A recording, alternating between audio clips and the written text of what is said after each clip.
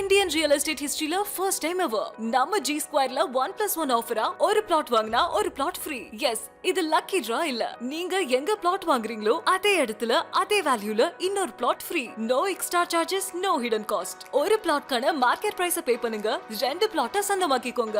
One payment double asset, double appreciation. இந்த 1+1 ஆஃபரை grab பண்ண நம்ம கிரடாய் ஃபேர் ப்ரோ ஈவென்ட்ல ஸ்டால் நம்பர் D3 விசிட் பண்ணுங்க, உங்க லைஃப் அப்கிரேட் பண்ணுங்க. கால் 8939750009. புதுச்சேரியில் பாஜக காங்கிரஸ் கட்சி நிர்வாகிகளிடையே ஏற்பட்ட மோதலால் பரபரப்பான சூழல் நிலவுகிறது.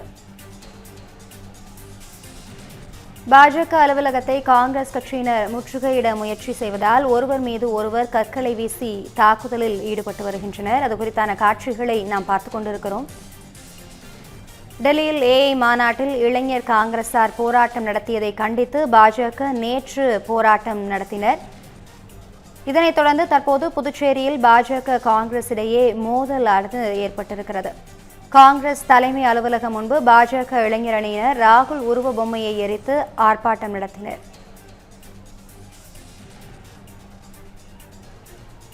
ராகுலின் உருவ பொம்மையை எரித்ததற்கு எதிர்ப்பு தெரிவித்து காங்கிரஸ் கட்சியினர் 100க்கும் மேற்பட்டோர் போராட்டத்தில் ஈடுபட்டனர். இது குறித்த கூடுதல் விவரங்களோடு இணைகிறார் நமது செய்தியாளர் சரத். சரத், முழு விவரங்களை வழங்கலாம். புதுடெல்லியில் நேற்று சர்வதேச ஏஐ மாநாடு நடைபெற்றது. இதில் பிரதமர் மோடி கலந்து கொண்டார்.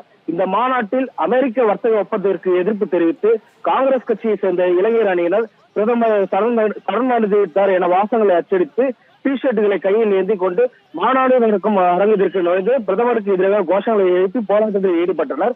அவர்களை போலீசார் அங்கிருந்து அப்புறப்படுத்தினர். இந்த விவகாரம் பாஜகவிடையே கடும் கொந்தளிப்பை ஏற்படுத்தது. இந்த நிலையில் புதுச்சேரி பாஜக இளைஞர்களை சேர்ந்தவர்கள் காமராஜ் சாலையிலிருந்து பேரணியாக நேற்று வைஷால் வீதியில் உள்ள புதுச்சேரி காங்கிரஸ் தலைமை அலுவலகத்தில் வந்து அவர்களை வைத்திருந்த ராகுல் காந்தி உருவபொம்மையை எரித்துவிட்டு சென்றனர். இது குறித்து தகவல் அறிந்து சம்பவ இடத்திற்கு வந்த போலீசார் உருவபொம்மையின் மீது எரித்த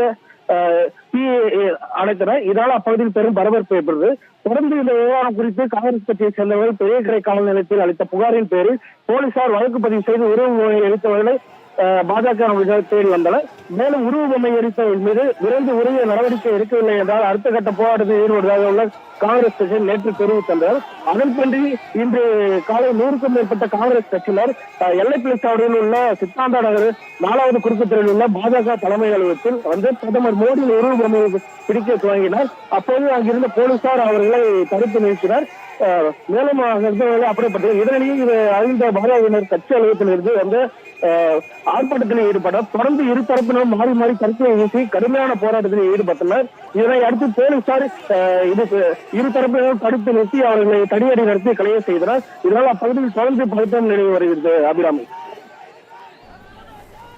தகவல்களுக்கு நன்றி சரத்குமார்.